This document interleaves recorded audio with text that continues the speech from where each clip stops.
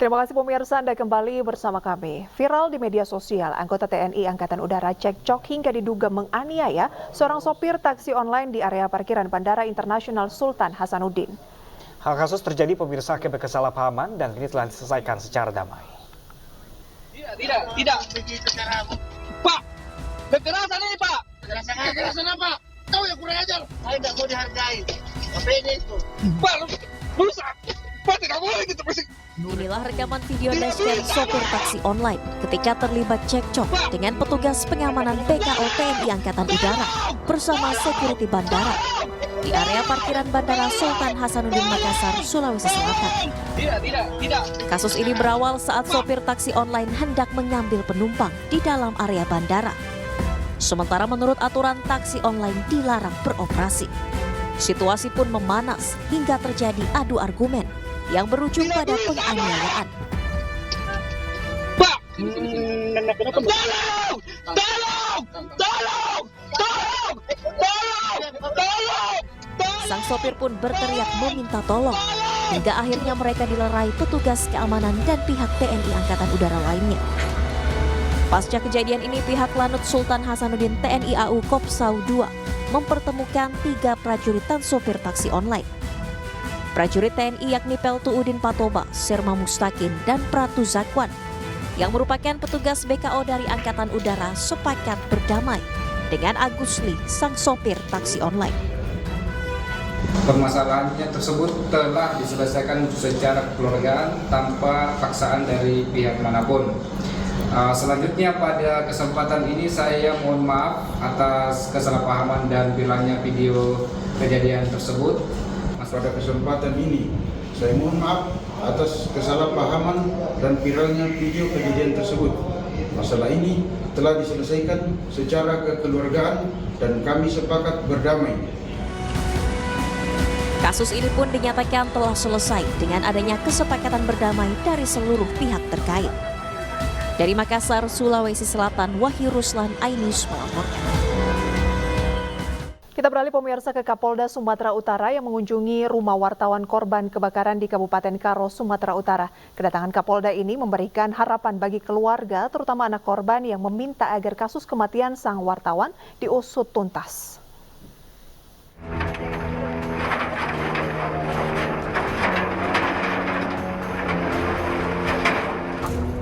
Pasca kebakaran yang menghanguskan rumah wartawan dan mengakibatkan 4 orang meninggal dunia, Kapolda Sumatera Utara Irjen Pol Agung Setia kunjungi rumah duka. Kabid Humas Polda Sumut mengungkapkan kehadiran Kapolda merupakan bentuk perhatian Polri kepada keluarga korban. Ia juga berpesan agar masyarakat tidak mudah terprovokasi dengan isu-isu yang berkembang, serta mempercayakan kasus ini kepada polisi.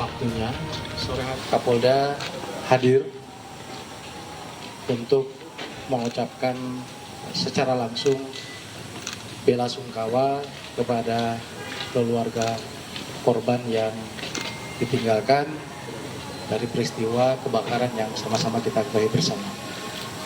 Kemudian yang kedua, tentu polisi saat ini terus bekerja melakukan rangkaian penyelidikan. Sementara itu Eka, satu-satunya anak korban yang selamat, berterima kasih atas kedatangan Kapolda. Kendati demikian, ia merasa masih banyak hal yang perlu disampaikan, termasuk terkait ancaman yang ia rasakan tentang penyelidikan kasus sang ayah. Saya merasa terancam pada saat saya semalam dipanggil untuk wawancara, dimintai keterangan ke kantor polisi. Saya merasa terancam. Saya merasa kata-kata itu harus saya iakan, bukan dari kemauan saya. Harapan kita bagaimana Kak supaya Kapolda membantu untuk mengungkap seperti ini? Iya, agar Bapak Kapolda memberi waktunya sedikit lagi untuk dapat mendengarkan keluh kesah saya. Saya mohon kepada Bapak Kapolda membantu kami, Bapak Kapolda, agar diusut tuntas sampai ke akar-akarnya. Saat ini tim Lapor Polda Sumatera Utara dan tim Inafis Polres Tanah Karo sudah menggelar olah TKP dan memeriksa sejumlah saksi terkait kasus terbakarnya rumah sekaligus toko kelontong di Jalan Ngumban Surbakti, Kabanjahe, Kabupaten Karo, Kamis dini hari. Isu rumah korban sengaja dibakar orang tak dikenal pun mencuat lantaran sebelum kejadian korban gencar memberitakan soal judi dan peredaran narkoba yang ada di Kabupaten Karo. Tim Liputan iNews melaporkan. Ya, pemirsa, Kapolda Sumbar Irjen Pol Suharyono mengatakan ditetapkannya 17 anggota polisi yang melanggar kode etik tidak berkaitan dengan kematian Afif Maulana. Ia mengatakan bahwa pelanggaran ini terkait dengan proses pemeriksaan para pelaku tawuran, bukan karena penganiayaan yang diduga dilakukan kepada Afif.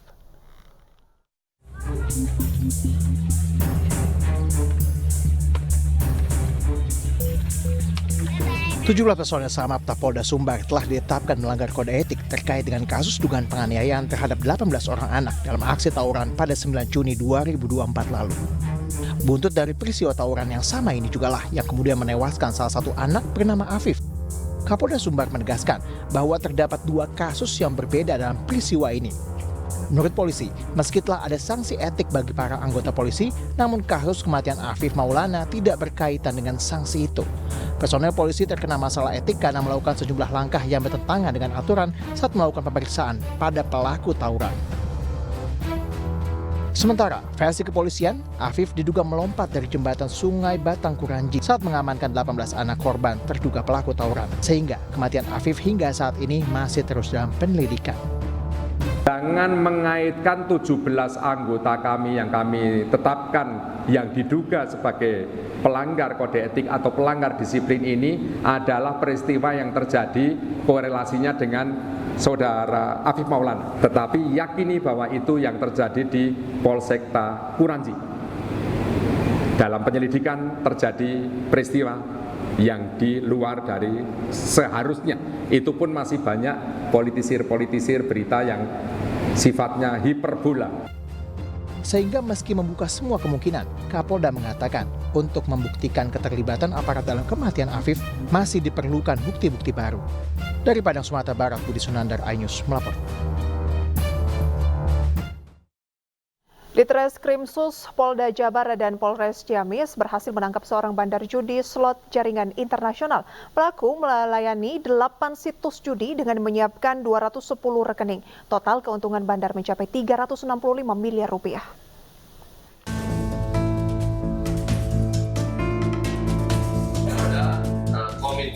Polres Ciamis dan Direktorat Reserse Kriminal Khusus Polda Jawa Barat berhasil menangkap seorang pria berinisial TCA di Ciamis, Jawa Barat. TCA diduga kuat merupakan bandar judi slot yang dioperasikan dari Kamboja dan bertindak sebagai agen penerima setoran keikutsertaan pelaku judi online. Untuk menyamarkan identitasnya, TCA membujuk warga dengan iming-iming kompensasi sebesar 2,5 juta rupiah agar membuka rekening berikut mobile banking serta ATM-nya. Usai berhasil membuat rekening, kemudian TCA menjadikan rekening baru tersebut sebagai rekening tujuan setoran korban judi online. Tersangka menjadi bandar judi selama 3 tahun. Dari total 210 rekening, tersangka mengumpulkan 365 miliar rupiah yang dipindahkan ke rekening miliknya dan istrinya yang bekerja sebagai operator judi di Kamboja. Aksi TCA terungkap setelah petugas gabungan Polres Ciamis melakukan patroli siber dan mendapatkan postingan tentang rekening deposit yang beralamat di wilayah Ciamis. Tersangka ditangkap saat hendak pergi ke Kamboja. Akan diamankan, yang bersangkutan sudah bersiap untuk terbang ke Kamboja karena istri yang bersangkutan dan juga adik ipar dari tersangka ini merupakan admin dari judi online ini, dan keduanya saat ini berada di Kamboja dan sudah kami tetapkan sebagai DPO.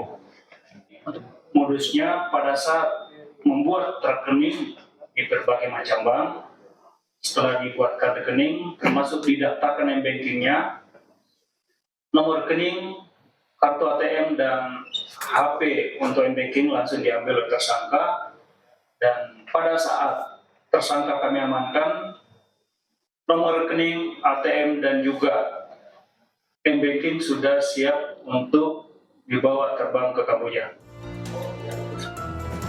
Untuk lanjutan penyidikan, Polda Jawa Barat telah mengajukan pembukaan rekening tersangka dan 210 rekening lainnya, serta meminta pemblokiran 9 situs judi slot yang digunakan tersangka.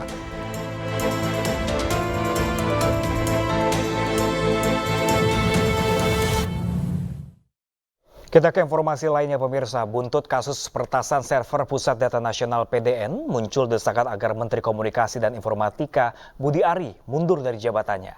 Sementara di sisi lain ada juga petisi yang meminta Budi Ari jangan mundur untuk berantas judi online. Tanggapannya seperti apa? No comment kalau itu. Itulah jawaban dari Menteri Komunikasi dan Informatika Budi Ari saat diminta tanggapan terkait petisi yang digagas oleh SafeNet yang meminta dirinya mundur sebagai Menkominfo. Desakan Budi Ari mundur dari jabatannya setelah adanya kasus peretasan server Pusat Data Nasional atau PDN. Petisi ini pun telah ditandatangani oleh lebih dari 15.000 orang. Namun demikian, Budi menolak berkomentar soal ini karena dia mengklaim belum ada data yang bocor. Sudah ada juga petisi yang meminta Bapak mundur. Tanggapannya seperti apa? No comment kalau itu. Itu haknya masyarakat untuk bersuara. Ya, yang pasti tadi hasil rapat dengan Komisi 1 kita tidak ada indikasi dan belum ada bukti terjadinya kebocoran data.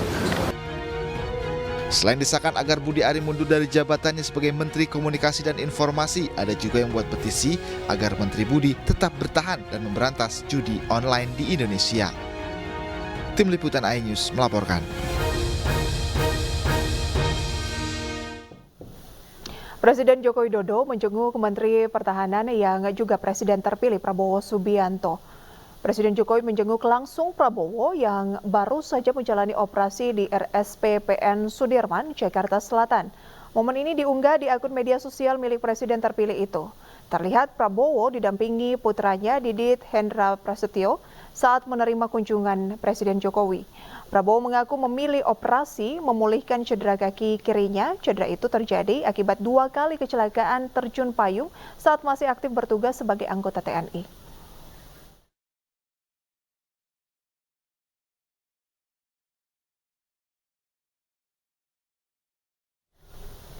Ya, sementara itu pemirsa, puncak Hari Keluarga Nasional atau Harganas ke-31 diperingati di Kota Semarang, Jawa Tengah. Ya, sejumlah program dilakukan oleh Badan Kependudukan dan Keluarga Berencana Nasional atau BKKBN untuk meningkatkan peran keluarga dalam menciptakan generasi emas, salah satunya dengan program Kembali ke Meja Makan.